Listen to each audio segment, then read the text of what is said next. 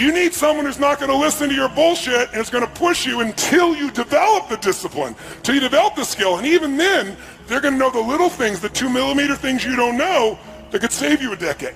How many follow this? Say aye. So don't get a good coach, get an outstanding one. And the problem is I created the coaching industry.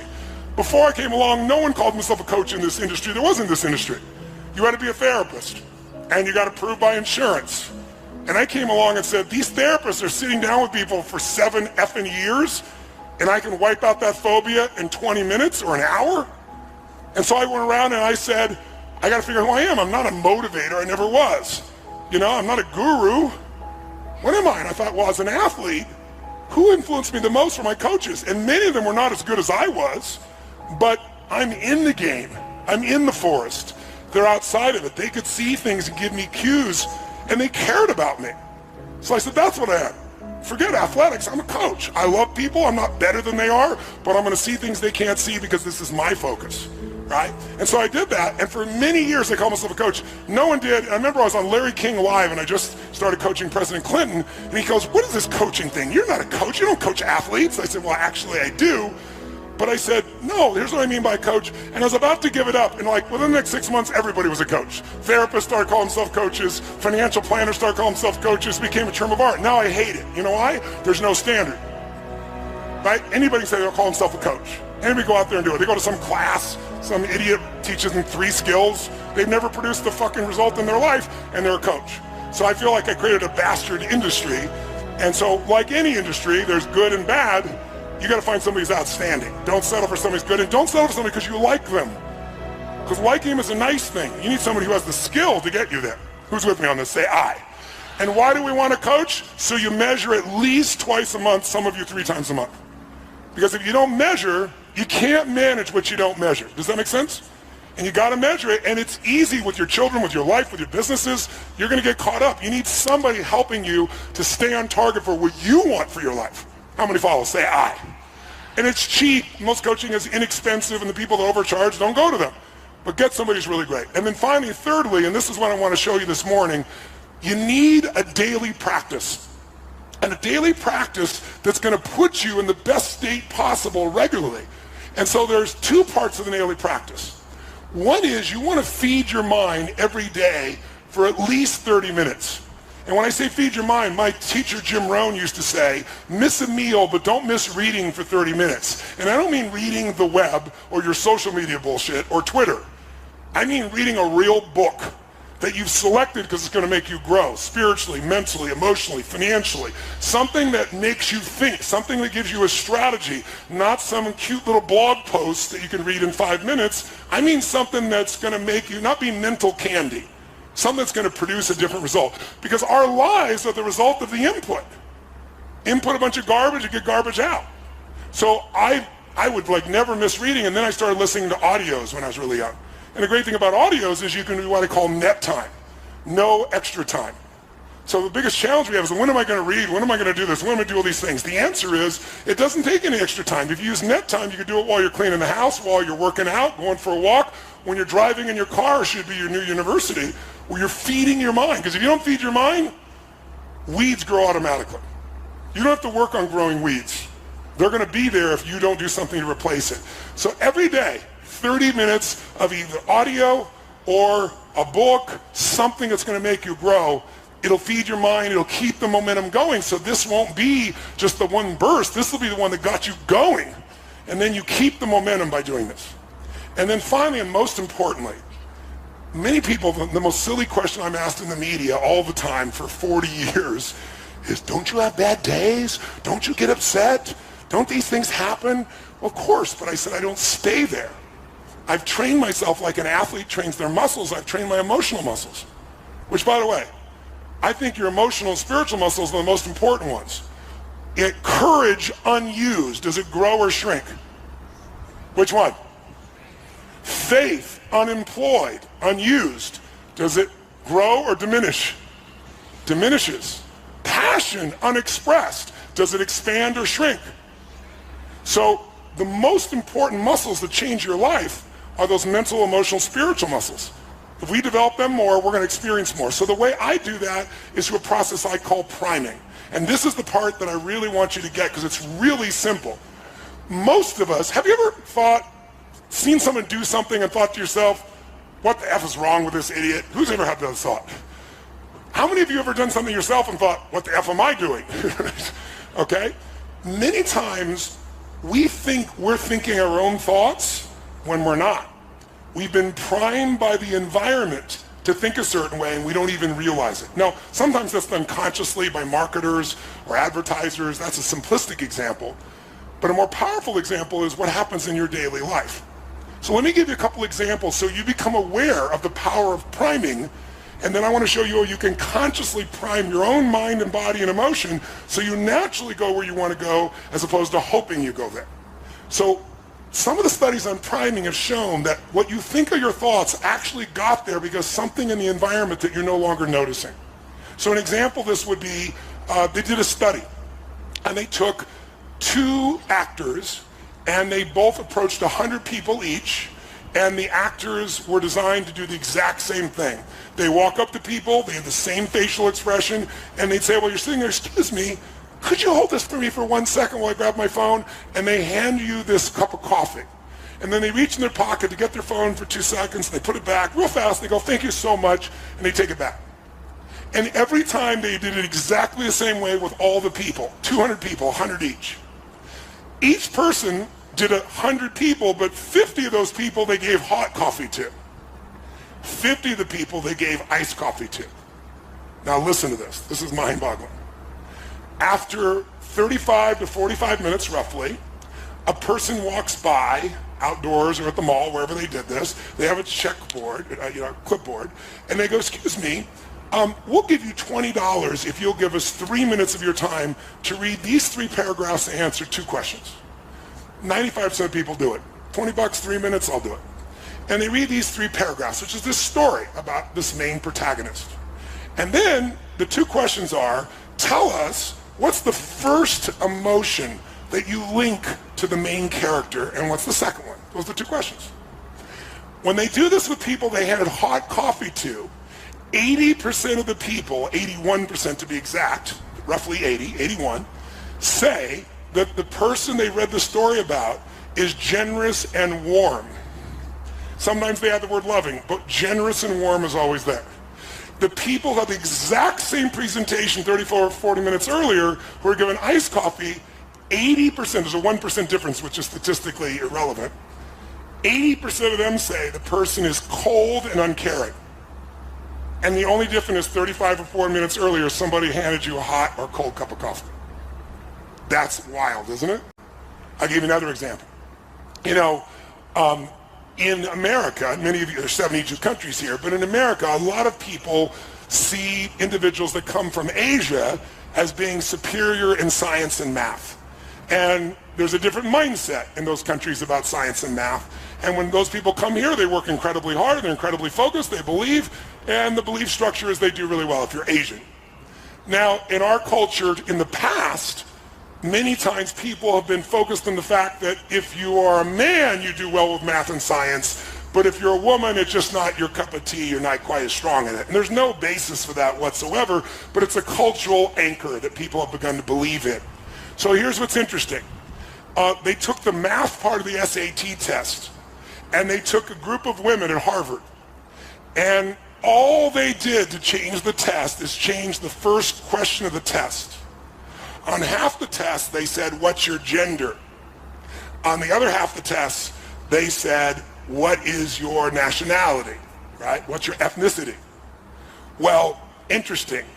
When they were asked what their sex was, and they're all women, they performed 11% lower. And if they were asked, what is your ethnicity? And they said Asian, they were 11% higher, a 22% difference between the two. And the only difference was the first question that was asked. Because it primed you either for your higher level of skill based on your conditioning or a lower level of skill based on social conditioning. How many follow? Right? There's a million studies like this. Another interesting one that's really simple is they did an ad where they show the IBM logo and the Apple logo, And they also did this with the commercial. I don't know if you remember the commercial Think Differently that Apple made years ago. So I had people watch the commercials. In both cases afterwards, they were given a creativity test. The people that watched the 30-second Apple commercial versus IBM scored 20% higher consistently across the board, and all they saw was 30 seconds about thinking differently. That is the power of priming. So my point is really simple. If you're going to get the results that you deserve and that you want to prime yourself for success, prime yourself for love, prime yourself for courage, rather than hope that you show up that way based on the triggers of your environment. Does this make sense? And so I prime myself every single day for a minimum of 10 minutes. It's the first thing I do in the morning. And I'd like to show you how I do it and have you do it so you can have a daily discipline. And if you do this every day, if you keep once or twice a year, get yourself to an immersion experience that makes you grow. You get yourself a coach where twice a month, 30 minutes even, you're just staying on target and measuring. And you read 30 minutes a day or hear an audio 30 minutes a day, and you start with priming, then this won't be a 3, 6, 12-month thing. This will be a lifetime thing. Does that make sense? So you're not going to get a lifetime results unless you're lucky by one experience, but you can certainly have it if you use this as the blast off, and then you have a daily discipline to keep the momentum going. So how are we going to prime? Well, let me give you a story first, a simple example first with one of my boys. My second youngest son's name is Josh. I love him to death, amazing kid. And Josh came to live with me when he was 5 years old. Remember I told you I was 24, and instantly I got married to a woman I'd been married twice before with kids from 2 different husbands, and she wasn't living with her kids. And so I met her, fell in love with her, brought her into my life, and then saw how sad she was without her kids. So I brought her kids away from both the other husbands. They were happy to give them to us, and I adopted them as ours. And so I'm 24, and I got a 17-year-old son, because she was 13 years my senior, an 11-year-old daughter, a 5-year-old, and one on the way. Well, Josh was the 5-year-old. And Joshy is just such a sweet, really incredibly great kid. But one of the challenges for Josh was he was afraid to even walk down the driveway to get to the bus. I'm Mr. Fear into power, rip shit open, and my son can't walk down to the bottom of the street. And so I had to kind of try to figure out how to deal with this, how to figure it all out, and figure out what I was going to do to try and make this thing happen, to make it change. And so one of the things that happened was I started to realize that I needed to train his nervous system to have courage. Instead of hoping it showed up, I got to really train it. And I started doing these things with him, and I watched him before my eyes change and become more confident, became more strong. And all it was doing was getting to program his own mind, prime himself. Just really simple little things to do. And then one day, Josh came home, and he was laughing uncontrollably, and like over nothing. And then I came in the room, and there was a new friend with him. And this kid, do you know anybody that's not really funny, but they think they are? I only know something like this. Somebody who cracks themselves up, you know what I mean? And this kid was cracking himself up. He wasn't funny, but he laughed so hard, I found myself laughing at his silly jokes, right? And Josh was laughing so much. So when he left, I said to Josh, that kid, he's your friend? I said, make him your friend for life. He goes, why, Dad? I said, because if you hang out with him, who you spend time with is who you become. And when you're around him, you're so much more playful. You just have so much more joy. You have so much laughter. And that young boy, my son is 36, and I have 3 grandkids with him, and his best friend is still that young boy who's now also 36 years old. And Josh is, and to this day, Josh is funny as shit. When he was a little kid, like 7 or 8 years old, he stole this dirty jokes book and memorized every freaking joke in the damn thing. And he got so much reward for it, and his buddy was like that to this day, if I want to laugh, Josh is my partner in a couple of my companies, and he's not my partner. I have 4 kids. None of my others are partners with me. I love them all equally, but he shows up differently. And part of it is things that stress other people out, he breaks the pattern with his own laughter. And it's beautiful to be around him. Great time. And he primed him. So I'll give you another example of priming. When I first started my Date with Destiny seminar decades ago, I did the seminar in my own house at a place called the Del Mar Castle. And there were about, 38, 39 people at the seminar. It's a little different now, as you can see. And I was delivering like my heart and soul into this particular program. And gradually I started looking around and going, man, I can't keep doing this in my house. There's not enough room. When we got to 100 people, I had to move it. but I wanted to keep it in the, I lived in Del Mar, California, it's on the beach, and I thought, well, there's a hotel on the beach, and it's a really nice hotel called Le Berge, and we'll go down Le Berge, we'll do it there, and they have a room that'll hold 150 people, which is a giant seminar for me at those days. And what I didn't count on, I thought, this is great. People work on their beliefs and their goals and their values, and they go outside and they can sit on the beach during the breaks, breathe the fresh air. But what I didn't think about is right there in Del Mar on the beach, there's a train station. And so somehow my little brain didn't figure this out till it was too late. I'm in the middle of the seminar and someone is sharing this emotional experience. This woman was raped and she's going through it all, and I'm stepping in to help her, and all of a sudden and you hear this frickin' train whistle, and they do it like 5 times so nobody misses the train. And so every time you start talking, you interrupt it again, and people are getting pissed off. And it was happening so often because there's so many trains that at one point I realized I know the schedule when everybody will be pissed off. 8:30 a.m., 10:15, 11:30, 12:10, they're going to be pissed because the train's going to come. So I turned to the audience and I said, we kind of have a schedule for being pissed off right now, and I'd like us to train ourselves to feel differently. How many of you have something in your life or someone who can trigger you at times, annoy you? It could be a family member you love, but they have this little thing they do. It could be a husband or wife. It could be your kids. It could be a coworker. How many got one of these? Say aye. I said, what if we trained ourselves so the same stimulus that was making us angry, we trained our nervous system just using basic science, neuroscience, train our nervous system so the same stimulus makes us feel great. And people looked at me like, this is bullshit. What are you talking about? I said, here's what I want to do. Since the train's going to come 12 times a day and we have 3 more days together, perhaps we should enjoy the train. How many of you, when you were a kid, when you heard a train, you wanted to see the train and maybe count the number of cars or run down and be close to it? How many were excited when you saw a train? Raise your hand, say aye. Now you're on the way to work or a meeting and a train comes and it's in your way. Frickin' train! I'll give you a clue. The train didn't change, right? So the question is, I said, what if every time the train comes, we train ourselves to celebrate, to feel good, to enjoy? And I said, so here's what I'm going to ask you to do. Every time we are trained, I don't care if you're in the middle of the most important conversation of your life. I don't care if we're doing something what you think is so important. I don't care if you're tired. I don't care if all the books are on your chair. I want you to instantly just drop everything, and I want you to jump and start to celebrate like a little kid, like it's the greatest gift of your life. And then we're going to end with a whoa clap, and then we're going to laugh hysterically into our chair. And if you can't laugh, I want you to fake laugh into your chair. Because most of you know if you fake laugh, what starts to happen? Real laughter comes, right? And then you wire yourself to laugh more easily. Just like with Josh, I wanted people, wouldn't it be nice to laugh easier? You didn't have to have everything be perfectly funny for you to have a good time. Because most of it doesn't have to be perfectly bad for you to be pissed off. So train it. So I got everybody to agree, and we did it. So every time the train came, and some people are like, oh, frickin' train, that won't work. You gotta go, it's a train. You gotta be like a little kid. And pretty soon, people look forward to the train.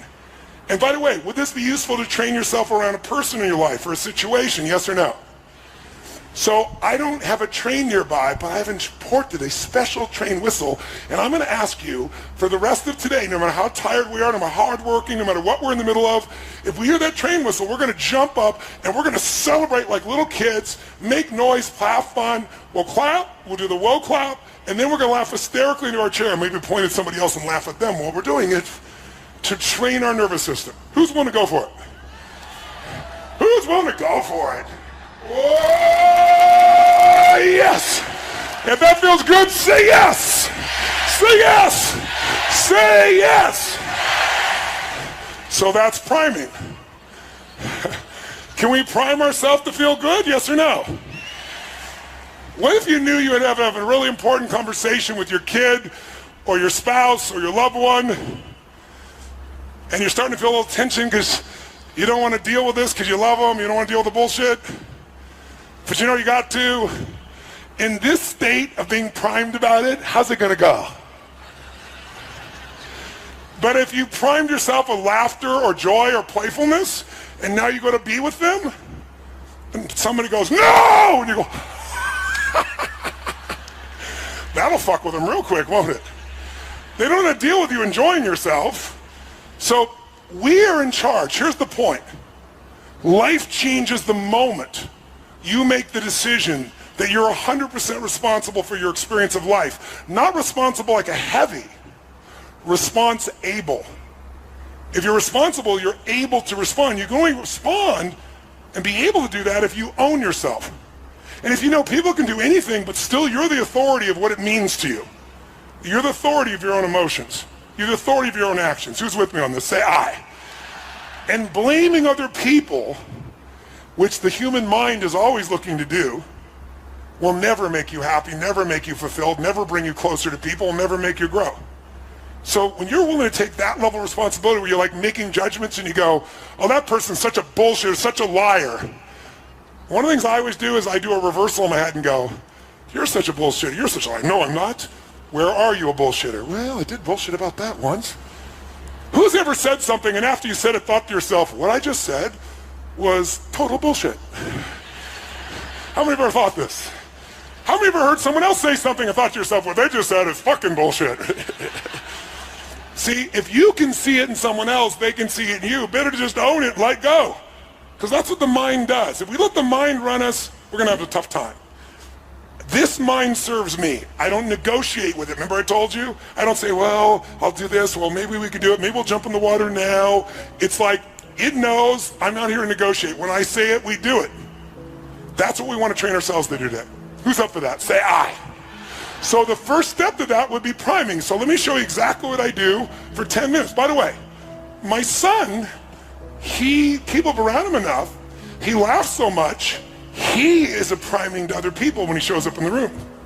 Because they're around Josh enough, and they know at any moment Josh could crack them up, and there's an unconscious anticipation of it. Does that make sense? So even if something's stressful, they're almost on their edge that Josh is going to do something of this nature. It's an incredible skill. It's an incredible gift. So here's how I prime myself. I do 3 things. First, before I do the 3 things, whenever you want to make a change or improve something, the first place you want to improve it is in your mental, emotional state. If you do something from a pissed off state, from an exhausted state, from a frustrated state, from a weak state, it won't matter what you do. The thoughts are weak when you're in a weak place. The actions are weak. So the first thing we're going to do is I'm going to show you a simple breathing pattern. And the breathing pattern, if you're familiar with yoga, it's like breath of fire. It's similar to breath of fire. And it's a movement. And what it's going to look like is this. You're going to sit up in your chair with energy. I'll show you what we'll do and then we'll do it. We're going to raise our hands up as we take the air in. And then you're going to blow it out. Only you're going to blow it out your nose. Now to do that, if there's anything in there, it may show up coming out of your body. So if it does, just wipe it on your neighbor. It's not a problem whatsoever. So if you do have some Kleenex, you might want to grab your Kleenex if you've got some, just in case something happens, because you're going to be blowing out that nose strong. In fact, if you have some tissue or a sleeve or something, now's the time to use it. So here's what you're going to do. You're going to take the breath in. Your hands are going to go where? Up. And then as your hands go up like this, and we're going to do that over and over again for 30 breaths. I'll count them. We'll do 3 sets of 10. You're going to do this with your eyes closed. Then you're going to drop your hands down, palms up on your weight, on your legs, and you're just going to feel whatever you feel. You might notice some tingling. You might notice a sense of peace. You might just feel relaxed. And then we'll do another 3 sets of 10, another 30. We'll relax, and then another. So we're going to do 3 sets of 30. 3 sets of 10, 10, 10, 10, 10, 10, 10, 10, 10 with a break between them. When you're done with that, you're ready to prime, because it puts you in state. Priming is 3 actions. It's done in 10 minutes. You can do more than 10, and many of you will enjoy it so much you'll go longer. But the reason I do 10 minutes of priming is I wanted to come up with a daily discipline there was no excuse not to do. If you don't have 10 fucking minutes for your life, you don't have a life. Who's with me on this? Say I. And by the way, when you get on the airplane, what's the first thing they teach you when they get on the airplane? They say, okay, here's how to put on your seatbelt, as if you don't know. And then they say, in the result of a loss of oxygen, what's going to happen? These masks are going to drop down, they have oxygen, and the first thing you do is grab it and put it on your child. It's the first thing you got to do. Is that what they tell you? What do they tell you? Put it on yourself, you selfish bastard. What are you talking about? Why do they tell you to do that? Because if you don't take care of you, you can't take care of them. And what a good metaphor for our lives. Yes, give it up for that piece. So we're priming, taking care of ourselves so we can take care of everybody else too. Does that make sense? So what we're going to do is, we're going to do our 3 sets of 10, 3 sets of 10, 3 sets of 10. And with our eyes closed, the first 3 1/3 minutes of the 10 minutes is we're going to focus on 3 experiences in our life that we could feel deeply grateful for. 3 of them. And we're not going to think of like, oh, this. We're going to take them one at a time, spend about a minute each, and step into that moment in your life that you could feel grateful for. It could be a little thing or a big thing. It doesn't matter.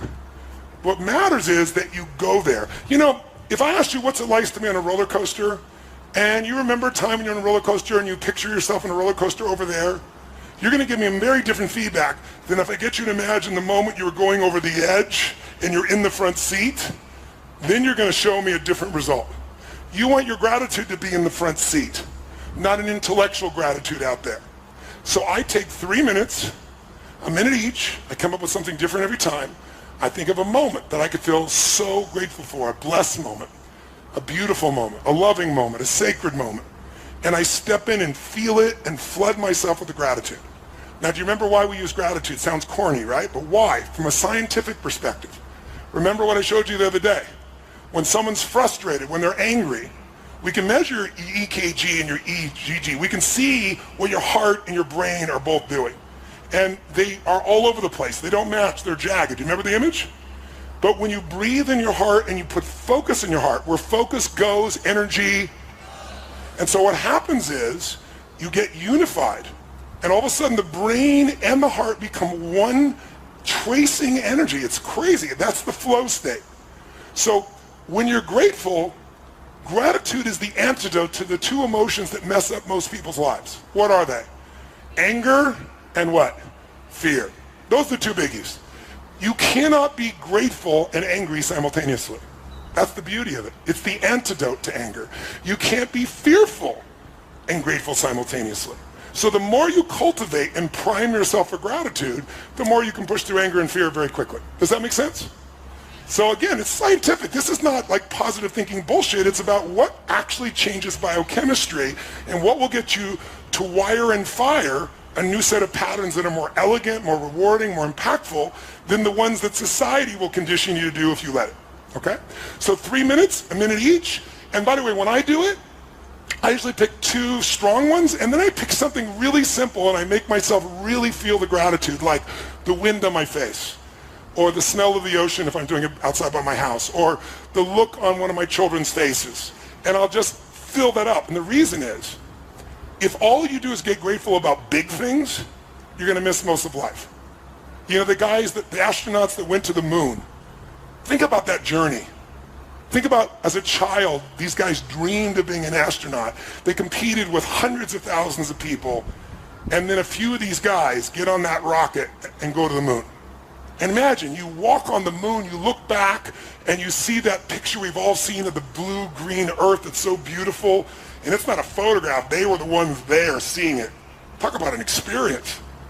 And then they face their fears and come in, and they land successfully in the ocean, and they're rescued. And then there's a ticker tape parade in New York. They shake the president's hand, and now what do? You're 32 years old, and you walked on the fucking moon. What do you do now for adventure? And if you study the astronauts, Buzz Aldrin, all these guys, I had a chance to interview most of them, not all, but 3 of them. Almost all of them wrote about, described what happened to them. They no longer had a compelling future. How do I have an adventure? I walked on the moon. Everything else is small by nature. And as a result, they got depressed. Most of them abused alcohol and drugs. Why? Because they're looking for adventure on a moon run, and they missed the adventure in a smile. So I train myself daily, prime myself to find those little things that are so beautiful and feel them, because the more I feel them, the more I can give that to someone else, the more I can move that direction, the more I can enjoy as well. It's putting the mask on me first. Who's with me on this? Say I. Okay? So that's, after we do our breathing, step 1 of the 3 steps, first the breathing, then the 3 steps. 1, gratitude. 3 minutes roughly, a minute each, 3 different moments you can feel grateful for. And feel it, enjoy it, savor it, live in it. Next 3 1/3 minutes. Second piece we're going to do is you're going to feel the energy in you and do a prayer or a blessing. Now, I know many of you are not religious. I'm not suggesting you need to be. But almost all of us know there's a power in love. You know, if God was love, and we didn't come up with all the other names for God, you wouldn't have much argument between people. So imagine that what you're going to do is imagine energy of God, the universe, whatever you want to imagine, coming down into you like a white light and breathing it down in through your body, down your legs, into the earth, and then coming back up and out again. So it's, and then comes back up. And you don't have to do this with your hands, but I'm trying to show you what the feeling is. And while you're doing this, what you're going to do during those 3 minutes is you're going to give thanks. It's like a prayer saying, heal my body, my mind, my emotions, strengthen me, make me the best I can be, strengthen my love, my passion, my courage, whatever it is that you value in yourself. And you feel that happening. Of the 3 minutes, I do that for about a minute and a half, and the other minute and a half, I then take that energy through me, and I send it in a circle around to my children, to my family, to my friends, to my coworkers, to my associates, to my partners, to the people I meet on the street, to my clients. And so it's taking the energy in. Now, you might sound like woo-woo stuff, but the idea of allowing your nervous system to heal and strengthen, just the focus of that alone, for you is strong, and sending to others as well. So you can think it's all bullshit, but try it and decide based on the experience. If you do it a while, I think you're going to find it'll deepen that sense of gratitude, because it becomes not only gratitude, but a healing, a strengthening, and a gift to those you love. The last 3 minutes, I call 3 to Thrive.